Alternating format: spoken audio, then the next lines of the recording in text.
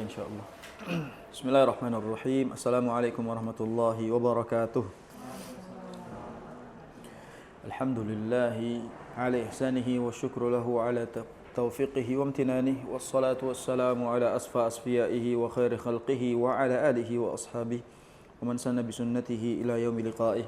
Asyhadu an la ilaha illallah ta'ziman li sya'nihi wa asyhadu anna Muhammadan abduhu wa rasuluhu ad-da'i ila ridwanihi, amma ba'd. Allahumma la ilma lana illa ma 'allamtana fa'allimna ma yanfa'una wa zidna ilma warzuqna fahma. Allahumma inna nas'aluka ilman nafi'a wa rizqan thayyiba wa 'amalan mutaqabbala. Allahumma inna na'udzubika min ilmin la yanfa' wa qalbin la yakhsha' wa du'ain la yurfa'. Wa as'alullah ta'ala an yahfazana wa iyyakum 'ala sihhatin wa afiyah. Semoga Allah Subhanahu wa taala senantiasa memberikan kita kesehatan, keselamatan dan keistiqomahan. Amin ya rabbal alamin. Insyaallah pada kesempatan kali ini kita akan lanjutkan majelis Ramadan kita membahas terkait dengan mufattiratis shaum. Fi mufattiratis shaum, yaitu beberapa pembatal-pembatal puasa. Tapi perlu diketahui bahwa ibadah puasa ini sebagaimana maknanya secara bahasa adalah al-imsak, yaitu menahan. Jadi puasa secara bahasa artinya al-imsaku, menahan. Dan secara istilah adalah al-imsak, menahan diri dari segala pembatal-pembatal puasa. Menahan diri dari segala pembatal-pembatal puasa dari terbitnya fajar sampai terbenamnya matahari. Nah, ini kaidahnya dari terbit fajar, bukan terbit matahari. Karena kalau orang menerjemahkan dari terbit matahari berarti dia mulai dari duha. Maka dari terbitnya fajar alias waktu subuh sampai dengan terbenamnya matahari alias waktu maghrib. Dan berarti dari sini kita tahu bahwa pengertian puasa secara istilah itu ada batasan pembatal dengan batasan waktunya. Disebut sebagai pembatal selama di durasi waktunya. Jadi kita hanya menahan pembatal itu dari durasi waktu yang telah kita sebutkan. Kalau di luar waktu itu, pembatal-pembatal yang disebutkan ini berarti boleh dilakukan. Jadi tidak serta-merta diharamkan gitu loh. Jadi jangan menganggap bahwasanya berarti hukumnya haram, nggak boleh. Karena di sini kaidahnya hanya disuruh menahan diri, bukan berarti haram. Namun di detik itu memang di antara keutamaan puasa adalah menjadikan sesuatu yang mubah menjadi dilarang sementara. Bukan diharamkan ya, ini hati-hati. Jangan sampai mengharamkan apa yang Allah halalkan. Jadi kita diminta menahan sementara, maka definisi harus kita luruskan, yaitu al-imsak, menahan. Bukan berarti mengharamkan, haram baginya, haram ini haram. Sebagaimana ada ungkapan misalnya, kalau minum pas subuh, pas sahur itu halal, minum pas duha haram. Nah, ini kan ungkapan yang keliru tentunya. Makan di waktu siang bulan Ramadan haram. Bagi siapa? Kalau bagi orang yang punya uzur untuk berbuka, maka halal. Artinya kan tidak boleh. Kita katakan yang halal itu disebut haram. Maka disebut kita bukan menyebut haram, tapi kita diminta menahan diri dari segala hal-hal yang dapat membatalkan puasa. Nah, itu puasa level pertama. Puasa level pertama yaitu hanya menahan diri dari pembatal. Puasa level kedua itu menahan diri dari segala yang merusak pahala puasa. Jadi puasa yang kedua levelnya, jadi level 1 itu hanya orang yang menahan diri dari pembatal puasa. Insya Allah kita berhasil. Level yang kedua naik lagi di atasnya adalah di saat kita bisa menahan diri dari segala yang dapat merusak apalagi menghilangkan pahala puasa. Inilah yang disebut sebagai nawakis, yang mengurangi pahala puasa. Inilah yang Nabi tegur. Laisas siyamu minat ta'ami wasyarab. Puasa itu bukan hanya nahan dari haus dan lapar, makanan dan minuman, bukan itu. Wa innamas siyamu minar rafathi wal lagwi. Minal lagwi war rafath. Adapun puasa yang dimaksud adalah menahan diri dari segala kelalaian dan dari segala kemaksiatan. Nah, ini level kedua. Level ketiga ada lagi mengisi puasa dengan amalan-amalan soleh. Nah, ini level ketiga. Sehingga level tertinggi adalah bukan hanya menahan diri, namun juga dia mengisi hari-harinya dengan ibadah. Artinya kita sebenarnya nggak ibadah pun di bulan Ramadan, hanya cuma nahan haus dan lapar, dapat pahala gak? Itu level 1. Nah, naik lagi level yang kita mempertahankan puasa, menghindari diri dari nawakis, level 2. Dan kita berhasil mengisi Ramadan dengan optimal, berarti level yang paling tinggi. Sehingga betul kata Nabi SAW, raghima anfu rajulin, celakalah seseorang, man adraka Ramadan, barang siapa yang bertemu dengan Ramadan, akan tapi dosanya belum diampuni. Dan harapan Nabi SAW bukan hanya level 1, namun juga level 3. Kita mencari sebanyak-banyaknya kesempatan beramal soleh dan memohon ampun kepada Allah. Karena Ramadan itu, sebagaimana dalam hadis, dalam riwayat, in sahhatil hadis, awwaluha rahmah. 10 hari pertama itu berisi tentang rahmat Allah Subhanahu wa taala. Dan pertengahannya itu maghfirah. Dan terakhir itu al-itqu minan nar. Walaupun ada hadis dari Nabi SAW bahwa dari awal sampai akhir Ramadan isinya adalah pembebasan dari api neraka setiap malam. Jadi setiap malam bulan Ramadan ada nama-nama yang diupdate sebagai orang yang selamat dari api neraka. Setiap malam Ramadan. Kenapa harus dimuqaddimahi tentang ini? Supaya kita tidak hanya fokus sama pembatal saja, namun fokus juga pada hal yang bisa merusak pahala puasa. Nah, sekarang kita akan bahas fi mufattiratis shaum, pembatal-pembatal puasa. Jelas ya, kita mungkin udah jauh lebih paham tentang pembatal-pembatal puasa, namun di sini kita kaji ulang beberapa contohnya. Tentunya urutan yang disebutkan di sini bukan seluruhnya ya. Ada yang mungkin tidak disebutkan, ada yang mungkin berbeda pendapat dengan pendapat para ulama yang lain. Tidak boleh kita seolah-olah hanya ini yang benar, yang lain salah. Di sini penulis membukanya dengan firman Allah Subhanahu wa taala, surat Al-Baqarah ayat 187. 187 itu berarti sebelah kanan bagian atas. Kata Allah Subhanahu wa taala di ayat ini, di campuran di tengah-tengah ayatnya, fal ana bashiruhunna wabtaghu ma kataballahu lakum. Kan ayat ini sebenarnya kalau awalnya kita lihat itu tentang bagaimana orang itu saat puasa dia dilarang, sementara dia disuruh menahan dirinya dari segala hal-hal yang bisa membatalkan. Fal ana, sekarang kalau udah waktunya buka, yubashiruhunna, diizinkan tuh suami boleh berhubungan dengan istrinya. Wabtagu ma kataballahu lakum, dan untuk mendapatkan apa yang telah Allah tetapkan. Wa kulu washrabu, makan, minumlah. Hatta yatabayyana lakumul khaytul abyadu minal khaytil aswadi minal fajr, sampai jelas terlihat benang putih dari benang yang hitam pada waktu fajar. Maksudnya sampai munculnya waktu fajar kita diperbolehkan apa tadi? Berhubungan, makan, minum. Dari ayat ini jelas ya, berarti di antara pembatal puasa adalah 1, 2, 3 di ayat ini disebutkan. Tsumma atimmus siyama ilal lail. Kemudian kalau sudah terbitnya fajar, sempurnakanlah puasa sampai lail. Dan definisi lail adalah ghurubus syams. Ghurub asy-syams, yaitu terbenamnya matahari.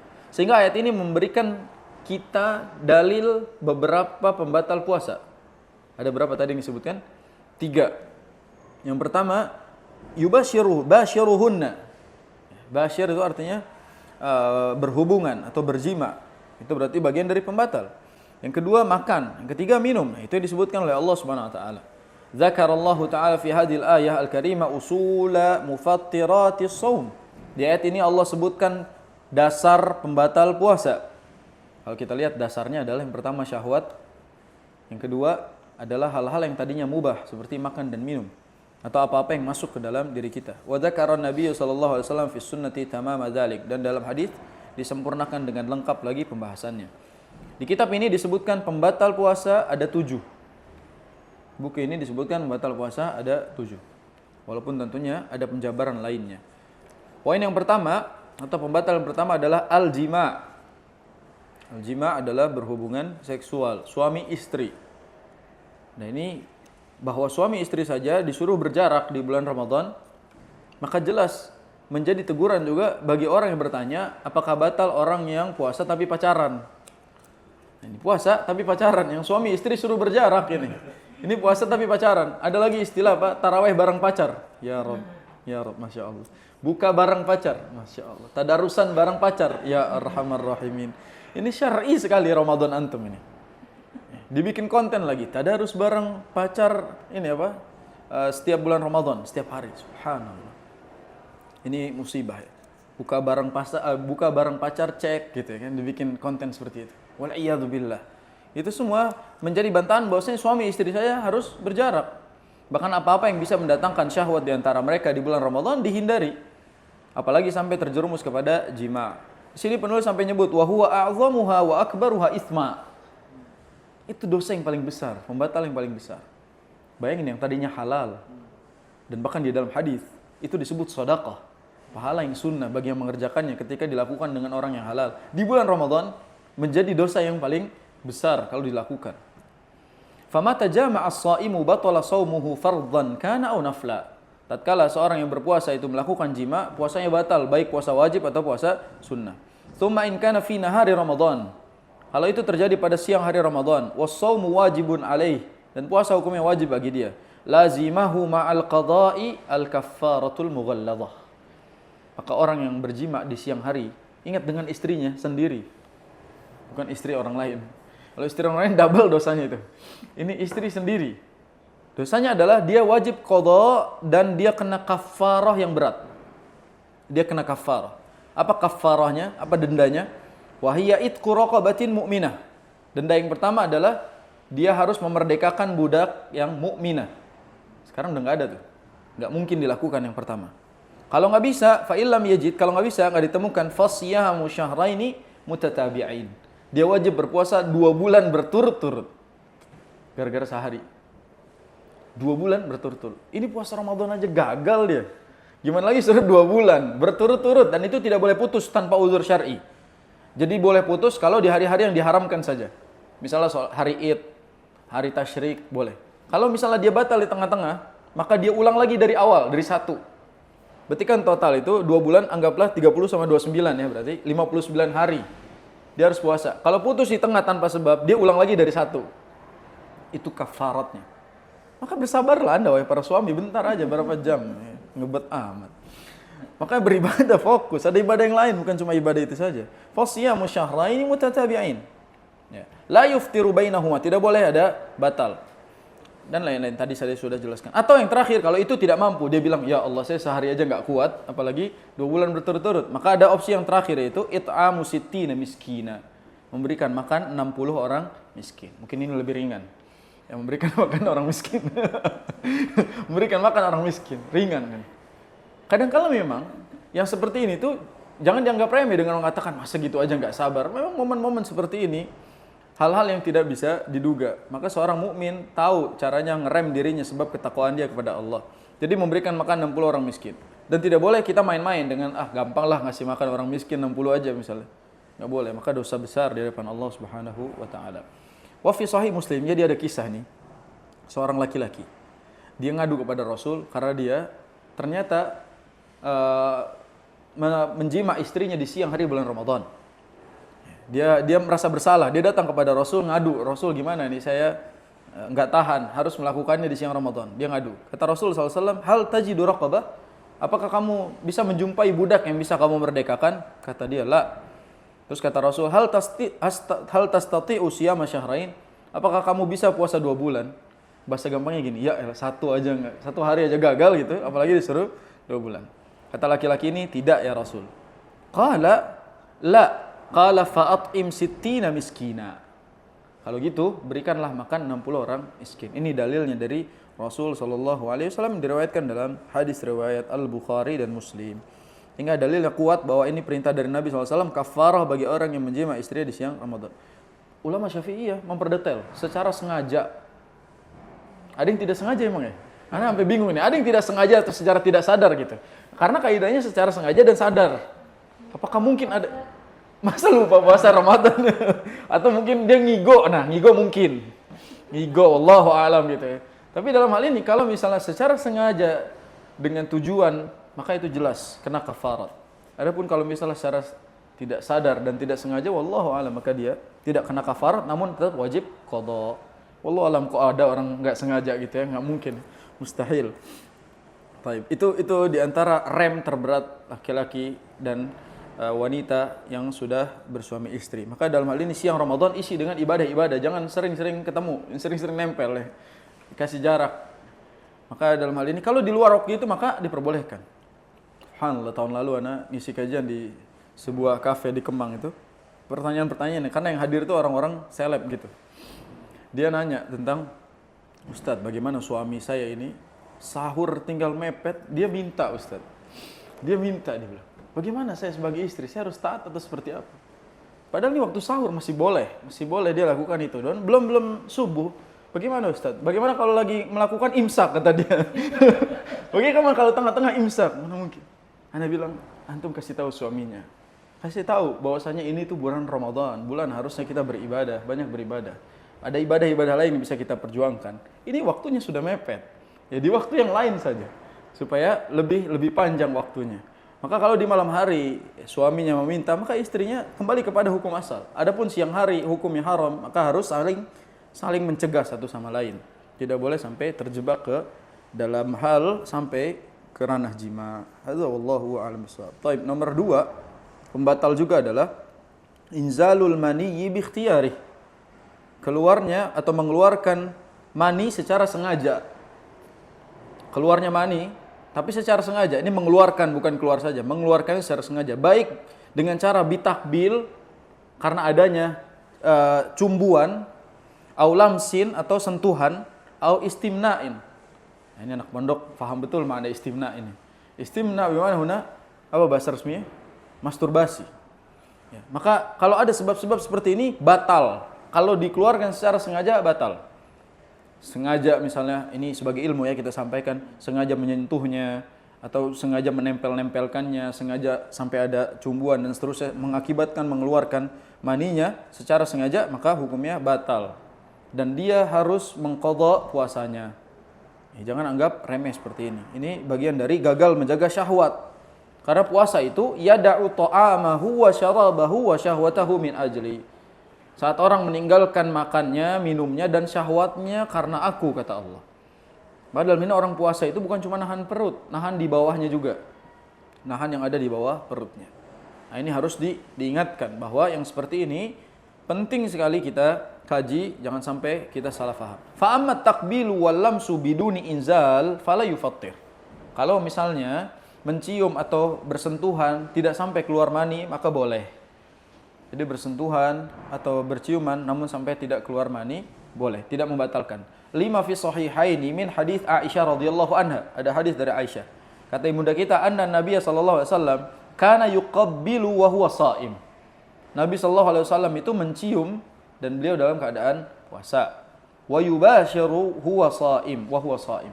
Dan Nabi sallallahu alaihi wasallam menyentuh dan Nabi dalam keadaan berpuasa. Walakinnahu kana amlakakum li irbihi. Kan tetapi Nabi SAW adalah manusia yang paling kuat menahan syahwatnya. Artinya Nabi berhasil menahan syahwatnya walaupun harus mencium. Nah ini dijabarkan para ulama. Yang disebut mencium di sini selain tempat-tempat yang menimbulkan syahwat. Cium tangan gak batalin puasa. Cium kening, cium pipi gak membatalkan puasa. Makanya sebagian ulama membatalkan, mengatakan bahwa saya mencium bibir itu batal. Karena dua sebab mencium bibir itu batal. Karena dua sebab. Yang pertama, karena terjadinya syahwat di situ. Yang kedua, sebab takutnya ada yang masuk. Entah air liurnya kah, entah ada kangkung sahur masuk pindah gitu kan. Nah ini bermasalah. Maka dalam ini jangan sampai kita tidak paham hukum-hukum seperti ini, apalagi ini bisa merusak pahala puasa kita, apalagi merusak puasa kita, membatalkan puasa. Ada hadis lain yang diriwayatkan oleh Imam Muslim.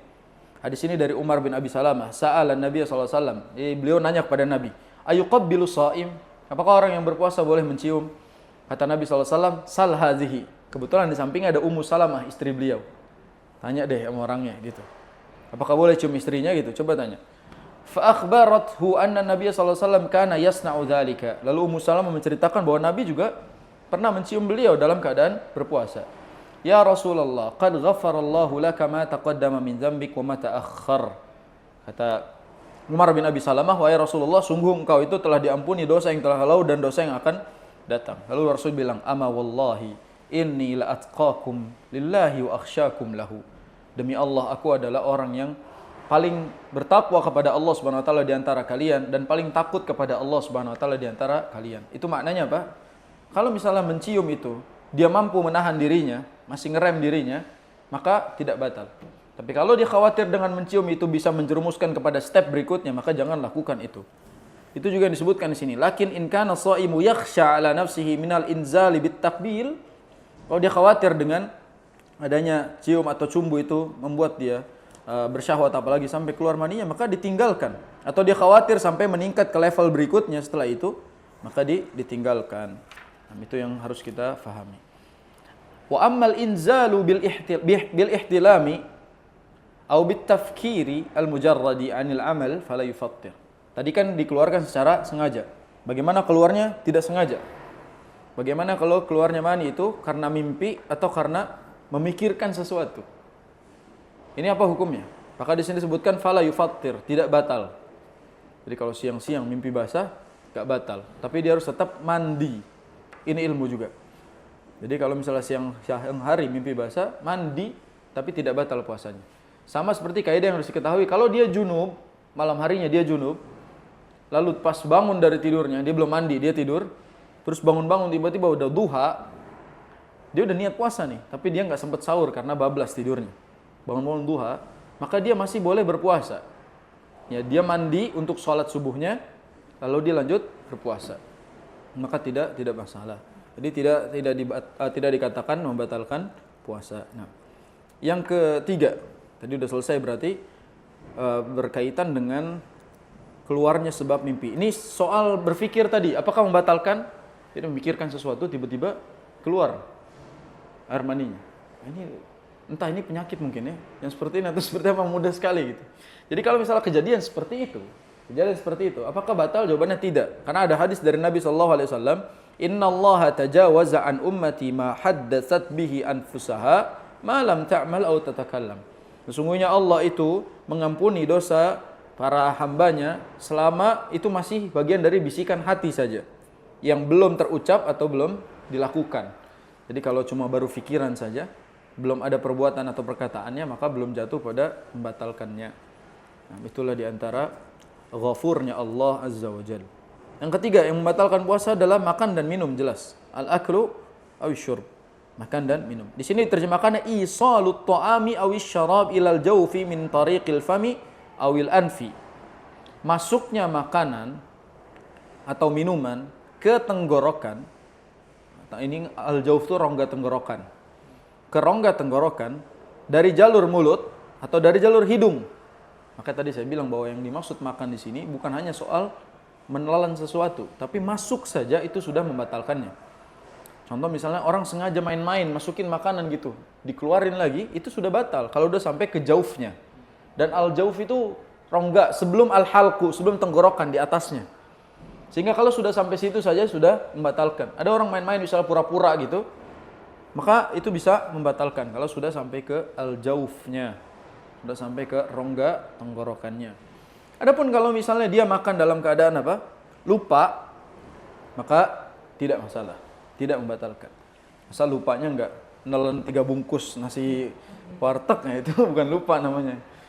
Jadi kalau misalnya lupa di siang hari, dan ini lupa nih yang tahu cuma siapa? Cuma dia saja. Cuma orang yang puasa itu. Makanya sebagaimana dalam hadis, orang yang lupa tiba-tiba makan atau minum itu adalah Allah yang memberikan dia makan dan Allah yang memberikan dia minum. Hadiah dari Allah. Yang berabe adalah dia kebagian makannya nggak sempat minum, diingetin. Udah seret, udah pedas, antum bayangin itu. Ada dulu kejadian waktu kecil, mungkin waktu SMP atau SD gitu. Jadi nggak tahu kenapa siang hari bulan Ramadan itu buka kulkas. Di kulkas ada kue gitu, ada kue lah. Dimakan aja, cuek di depan orang, pada nonton TV, pada ngeliat semua. Saya makan santai. Tiba-tiba ditegur, puasa Ramadan. Saya baru ingat juga puasa. Masalahnya dia ngingetin, saya belum minum. Ini kan seret nih kue nih. Masih ada sisanya segala macam. Wah, berusaha dimuntahin, dibersihin segala macam. Nah itu susahnya. Makanya diantara hikmah di dalam syariat, kalau misalnya kita ngelihat ada orang yang lagi lupa gitu, dan dia mau makan sesuatu yang kiranya akan menjadi beban buat dia, kasih jeda dulu aja. Setelah itu kita ingatkan dia.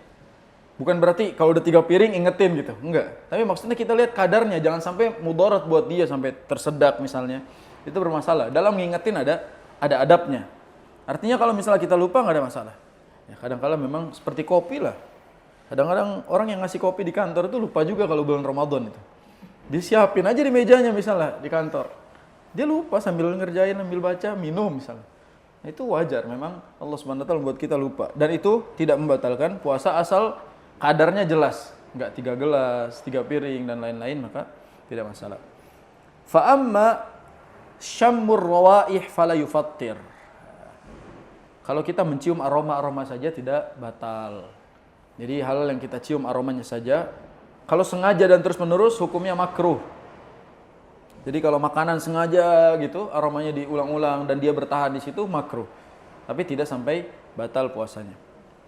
Terus juga di sini li'annahu laisa lirraihati jirmun yadkhulu ila jauf, karena tidak ada yang masuk ke dalam tenggorokan dari aroma itu. Nah, berikutnya nomor 4. Ar-rabi, yang keempat, makana bi ma'nal akli wa syurb. Di antara pembatal juga adalah apa-apa yang dimaknai seperti makan dan minum. Kalau tadi kan makan minumnya, sekarang yang dimaknai seperti makan dan minum. Jadi ada yang masuk, dimaknai seperti makan dan minum. Di sini dibagi dua. Yang pertama, haqnud dami fis shaim. Apa maknanya haqnud dam? Terjemahannya baca. Nah, ini bisa disebutkan donor darah. Donor darah itu bisa membatalkan puasa. Sebenarnya ada yang menyebutkan tidak batal selama tidak memudaratkan sebagai pendonor terutama. Kalau yang didonor batal. Jadi sebagai pendonor, kalau misalnya tidak memudaratkan dirinya, sebagian ulama ada yang membolehkannya. Sebagian lagi batal karena itu membuat dia lemah, lemas. Sehingga dia daripada mudarat harus batal. Dan kualitas donornya juga bergantung sama fisiknya dia. Maka di sini haqnud dam fis shaim, itu donor darah disebut membatalkan. Mislu an yusaba binazifin fayuhqana bihi damun fayuftiru bidzalika. Ini kaidahnya sama yang tadi kita sebutkan, bahwa ketika orang yang didonor darah maka dikaitkan, dikiaskan kepada orang yang makan, hukumnya batal. Makanya kalau mau melakukan itu di jam-jam buka saja. Solusinya sebenarnya puasa jangan lakukan di siang hari aja misalnya. Di ba'da itu kan masih boleh, masih banyak waktu. Nah, yang kedua di sini disebutkan al-ibaru al-mughadhiyatul lati yuktafa biha anil akli wa syurb, yaitu suntik nutrisi. Nah, ini membatalkan. Karena ada yang masuk dari jalur pembuluh darah. Fa idza tanawalaha aftara, maka ini membatalkan karena sama seperti kaidah masuknya sesuatu ke dalam tubuh kita. Adapun fa ammal ibaru ghairul mughadziyah fa innaha ghair mufattirah. Adapun selain yang nutrisi seperti ini maka tidak membatalkan, seperti misalnya suntik buat otot, al-adalat, atau untuk an tariqil uruq, atau suntik di pembuluh darah. Itu masih tidak ada masalah. Maka dalam hal ini kalau misalnya selain suntik nutrisi, maka masih diperbolehkan. Walaupun ini khilaf tentunya di antara para ulama. Kalau saya lebih mengambil yang jalur aman. Jangan lakukan itu pada saat puasa, udah simpel aja. Lakukan itu ketika sudah berbuka. Atau kalau memang mau melakukannya, jangan puasa gitu aja. Simpel, nanti ganti lagi di hari lain, diqadha di hari lain. Itu jauh lebih aman, nyaman, ya kan? Tidak mudarat bagi kita. Gak usah pusing sama ikhtilafnya. Tinggal ambil mana yang baik untuk kita secara maslahat dan mudarat. Yang kelima, pembatal juga adalah ikhrajud dami bil hijamah. Al-hijamah bermakna bekam. Ya, mengeluarkan darah dengan cara bekam. Ini menjadikan pelajaran bahwa bekam kosong, ya, bekam tanpa darah, ada kan ya? Bekam yang tidak sampai ngeluarin darah itu boleh. Tidak ngaruh. Nah, yang dipermasalahkan para ulama adalah yang sampai mengeluarkan darah. Nah, ini berdasarkan sabda Nabi SAW, aftaral hajimu wal mahjum. Batal puasa orang yang membekam dan yang dibekam. Dua-duanya batal. Ini sabda Nabi SAW. Sehingga dua-duanya kena. Sebab dia lagi Ramadan, tapi dia melakukan hal yang bisa membuat seseorang itu harus membatalkan puasanya. Maka si pembekam juga harus batal.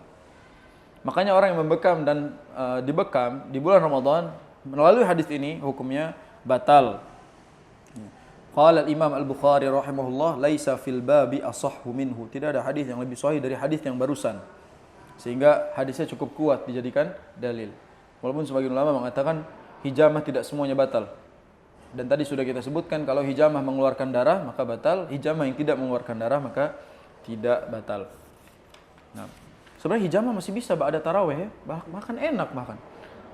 Bekam ba'da tarawih lebih enak dibandingkan harus sengaja bekam di siang hari, udah tahu nggak makan, nggak minum, dia hijamah. Nah, itu mudarat tentunya. Jangan bahas batal dan nggak batal deh. Ini secara mudarat saja jelas. Orang habis hijamah itu biasanya pengennya rehat, segala macam, nggak semangat ibadah. Mendingan after taraweh. Setelah taraweh dia hijamah. Enak. Ya, lebih nyaman. Nah, tadi di sini di kitab ini dibahas juga tentang perbedaan pendapat para ulama. Ada yang bilang batal, ada yang bilang tidak. Wa amma khurujud dami birru'afi awis su'ali awil basuri aw qal'is sinni aw syaqqil jarhi aw tahlilid dami aw gharzil ibrati wa nahwiha falyufattir. Adapun keluar darah seperti muntah batuk keluar darah misalnya atau mimisan dan lain-lainnya maka tidak membatalkan puasa. Keluar darah itu tidak semuanya membatalkan puasa, tapi bisa batal kalau sampai membuat si orang yang keluar darahnya itu sampai pingsan atau sampai lemas, maka itu harus dibatalkan puasanya. Kalau tidak maka nggak ada masalah. Batuk keluar darah atau mimisan maka itu tidak membatalkannya. Yang keenam, at-taqayyu amdan. Taqayyu bermakna muntah. Muntah secara sengaja. Muntah secara sengaja. Makanya di sini kalau misal dia sengaja membuat muntah maka batal. Wa man zara'ahul qai'u falaisa alaihi qada. Orang yang tidak sengaja muntah, dia muntahnya tidak sengaja maka dia enggak ada membatalkan puasanya. Wa man istaqa'a amdan falyaqdi. Ya, barang siapa yang sengaja muntah maka dia harus mengqadha puasanya. Artinya sengaja muntah itu membatalkan puasa dan mengharuskan dia mengqadha puasanya. Ada beberapa cara, di antara cara untuk membuat muntah sengaja. Baik sengaja dicolok-colok misalnya, atau gimana caranya dengan cara nonton yang jorok misalnya, yang bikin dia jadi mual. Itu juga bagian dari yang membatalkan puasa. Udah tahu lagi puasa nonton misalnya video-video yang menjijikan gitu kan, menyebabkan dia muntah. Itu namanya sengaja. Jadi nonton yang menjijikan itu bagian dari muntah sengaja karena dia men-setting itu supaya jijik juga. Udah tahu lagi puasa maka harusnya dia libur. Sama seperti orang nonton video mukbang siang hari puasa. Itu hukumnya makruh di kalangan para ulama sebab membuat dia lapar, haus. Maka boleh sebenarnya, memang tidak membatalkan puasa nonton mukbang kecuali mukbangnya sambil minum es teh manis. Baru batal puasanya. Kalau dia cuma nonton mukbang, maka hukumnya makruh. Tidak membatalkan namun bisa membuat pahalanya berkurang. Sebab gara-gara itu dia jadi pengen cepat-cepat buka. Ini jadi nasihat buat kita semua yang kadang-kala Ramadan bingung mau ngerjain apa-apa, akhirnya nonton YouTube. Buka-buka mukbang. Katanya kalau puasa nonton mukbang tuh beda sensasinya katanya. Lagi puasa nonton video makan, orang review makanan tuh beda. Nah, ini berbahaya, bisa merusak pahala puasa kita. Tapi yang ketujuh dan alias yang terakhir berarti yang disebutkan oleh penulis adalah khuruju damil haidhi wan nifas, itu keluarnya darah haid dan nifas. Berikut juga termasuk melahirkan. Karena melahirkan juga bagian dari proses keluarnya darah. Sehingga ini semua juga membatalkan puasa. Jelas keluarnya darah haid itu membatalkan puasa meskipun 5 menit sebelum azan. Meskipun 1 menit sebelum azan. Maka kalau misalnya kejadiannya 5 menit sebelum azan, pas dicek ternyata dia haid, maka dia harus batalkan puasanya dan hari itu harus diqadha. Padahal dia udah puasa dari subuh sampai 5 menit menjelang maghrib. Itu namanya ujian dari Allah SWT, namun itulah keistimewaannya perempuan. Begitu juga sebaliknya, kalau misalnya dia suci di tengah-tengah puasa, dia harus segera mandi sebab ada ibadah yang harus ia kerjakan. Walaupun puasanya tetap harus diqadha, misalnya dia batal jam 12 siang. Ya, maka dia harus mandi, segera mandi. Dia suci jam 12 siang. Maka dia harus segera mandi. Apa yang dilakukan kalau udah mandi? Salat qadha zuhur. Habis itu ngapain? Ya tilawah dengan ibadah-ibadah lain. Puasanya lanjut gak? Ya kan dari pagi dia nggak puasa. Berarti dia nggak puasa memang. Tapi ibadah lain, salat, tilawah dan lain-lain masih bisa dilakuin. Jadi jangan ditunda-tunda. Jangan sampai kita menunda. Kadang-kadang kayak kemarin tuh kajian ada yang bertanya, Ustadz bagaimana cara memastikan bahwa kita sudah benar-benar suci saat haid di bulan Ramadan, memastikan. Ya, sebenarnya semua perempuan harusnya belajar tentang fikih haid. Semua perempuan belajar fikih haid karena mereka mengalami fase itu dan dia harus selalu mempelajari, mengupdate bagaimana suci dan bagaimana keluarnya haid berlangsung. Sehingga kalau lagi suci untuk memastikannya, sebenarnya caranya sudah semua orang tahu. Cuma kadang perempuan itu bilang, mungkin masih. Padahal di antara caranya adalah yang pertama kita tahu siklus hariannya dulu. Misalnya dia biasanya berapa hari, maka sudah jaga-jaga di hari maksimalnya. Yang berikutnya juga dicek secara langsung. Baik sebagian para ulama menasihati dengan cara ditempelkan dengan kapas. Ya, kalau misalnya masih ada warnanya berarti masih belum suci. Kalau misalnya sudah bersih maka dia harus mandi segera. Nah, ini kan berarti yang seperti ini harus dipahami oleh wanita. Permasalahannya kalau wanita yang nggak ngerti punya suami yang bisa ngasih tahu, alhamdulillah nikmat. Udah jomblo, nggak dinasihatin, nggak belajar pula. Nah ini kan kasihan gitu. Makanya seperti ini dia harus banyak mengkaji lagi fikih-fikih tentang hal tersebut. Nah, ada lagi sebenarnya pembatal puasa yang nggak disebutin di sini. Apa coba? Murtad. Murtad itu membatalkan puasa. Ada nggak orang murtad di Ramadan? Ya ada aja kan. Ada aja, misalnya siang hari dia murtad keluar dari Islam, maka puasanya batal. Apakah bisa diqadha? Ya udah murtad, udah habis semua amalnya, habis, gak usah diqadha-qadha lagi. Tapi batal puasanya. Orang murtad itu batal puasanya. Ada lagi orang yang gila pada saat puasa, batal puasanya. Jadi misalnya tengah-tengah, kan kemarin kita bahas tentang gila yang setengah-setengah. Ketika mereka lagi sehat, misalnya lagi sehat, terus tengah-tengah kambuh lagi, maka puasanya batal. Berarti hari tersebut batal, walaupun nggak harus diqadha sebab gila tidak wajib berpuasa. Cuma nanti ketika dia sadar, dia harus kembali berpuasa lagi di hari berikutnya. Gitu. Ini diantara pembatal-pembatal lain. Ada lagi misalnya yang disebutkan berkaitan dengan kalau yang kayak inhaler dan lain-lain dikiaskan kepada yang serupa dengan makanan tadi. Selama tidak masuk ke al-jawf, al-khayshum, maka tidak membatalkan. Inhaler kalau misalnya sampai posisinya masuk ke dalam itu bisa membatalkan. Tapi kalau hanya di luar saja tidak batal. Yang batal inhalernya dijilat. Itu batal inhalernya. Makanya kayak pasta gigi yang punya rasa itu bisa membatalkan. Yang kita harus berhati-hati. Nah, ini kan pembatal udah jelas bagi kita. Sekarang apa saja yang makruh? Apa saja yang makruh? Memang di sini enggak disebutin, tapi kita singkat saja. Apa saja yang makruh, yang memakruhkan dilakukan saat berpuasa? Kaidahnya, segala yang mendekatkan kita kepada pembatal puasa dihukumi makruh. Ini kaidah, ini pasang. Segala yang mendekatkan diri kita kepada pembatal puasa dijatuhi hukuman makruh. Apa saja yang bisa mendatangkan mendekati pada pembatal? Kayak tadi misalnya bermesraan dengan istri yang menyebabkan dia bisa batal, maka itu bisa makruh juga hukumnya. Atau tidur sepanjang hari, itu bisa makruh. Karena orang seperti ini bisa tidak sadar satu harian. Kan tidak sadar itu bisa menghilangkan akal kan. Kalau dia tidurnya seharian itu sama saja menghilangkan akalnya seharian, maka hukumnya bisa makruh. Apalagi kalau dalam mazhab Syafi'i sikat gigi ba'da zuhur. Dari zuhur ke atas itu. Sikat gigi hukumnya makruh. Karena berlandaskan dengan dalil apa? La khulufi famis shaim atyabu indallahi min rihil misk. Yaitu bau mulut orang yang berpuasa lebih wangi di sisi Allah daripada minyak kasturi. Jadi ba'da zuhur baunya kan lebih menyengat. Ketika dihilangkan hukumnya makruh menurut mazhab Syafi'i. Jadi sikat gigi itu nggak batal. Kecuali memang ada yang ditelan, baik dari sikatnya atau pasta giginya yang ditelan. Maka batal. Emang nggak bisa nelan sikat gigi? Kan bisa ya, bulunya ketelan misalnya, sikatnya itu ketelan kan bisa. Kalau secara sengaja digigit-gigit sampai ketelan kan batal.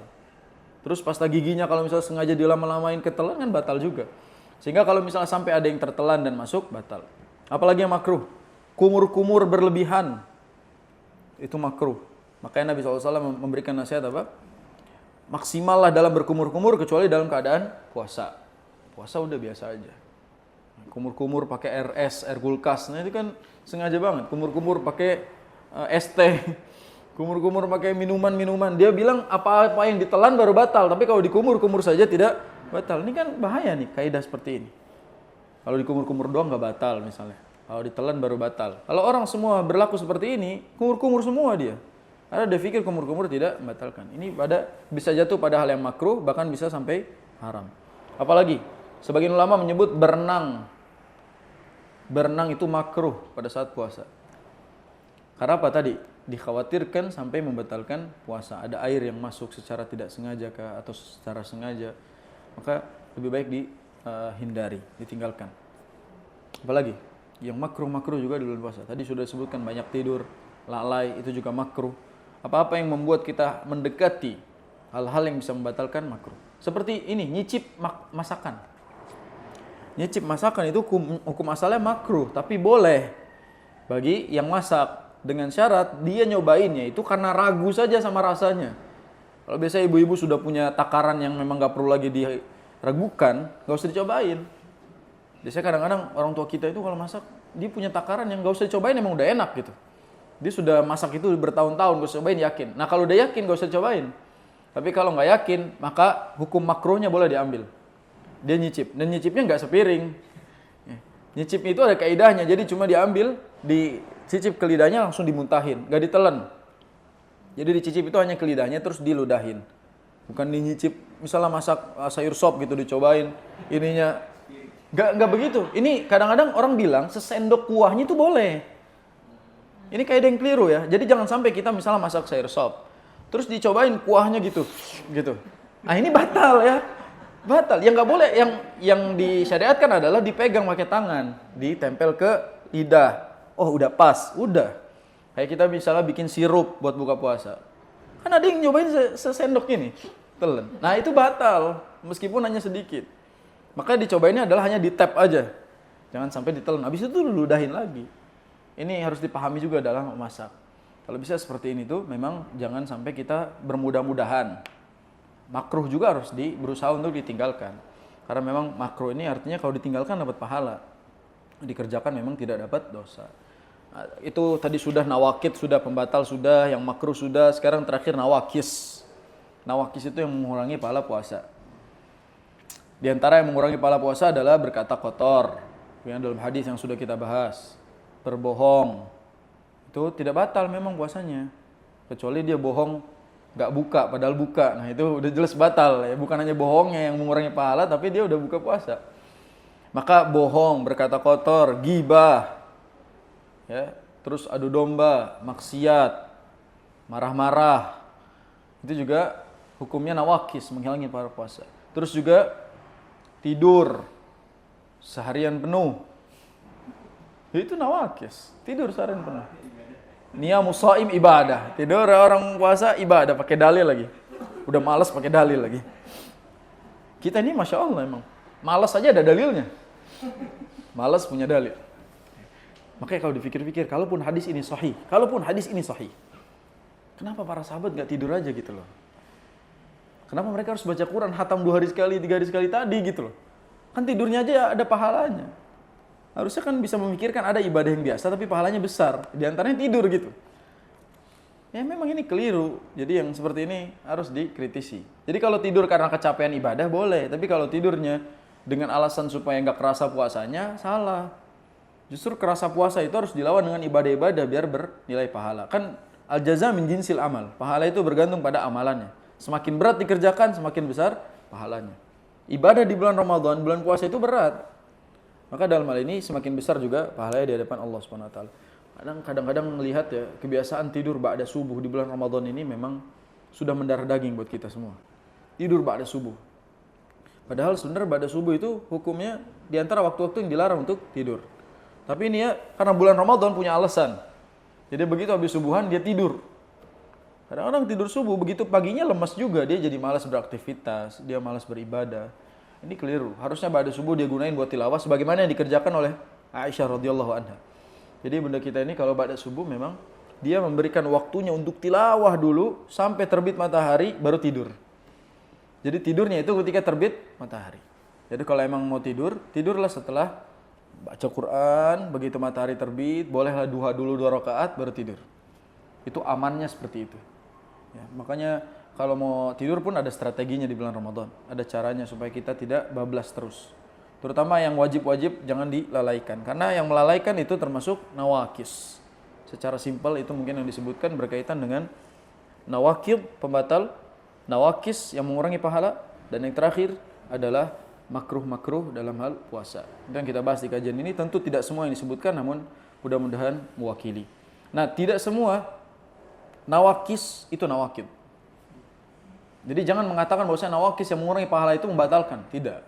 Namun menghilangkan pahalanya. Tentu ini jauh lebih parah daripada membatalkannya. Karena menghabiskan pahala puasa. Makanya Nabi bilang rubba shaimin hadzuhu min siyamihi al-ju' wal 'atash. Betapa banyak orang yang puasa hanya dapat haus dan lapar.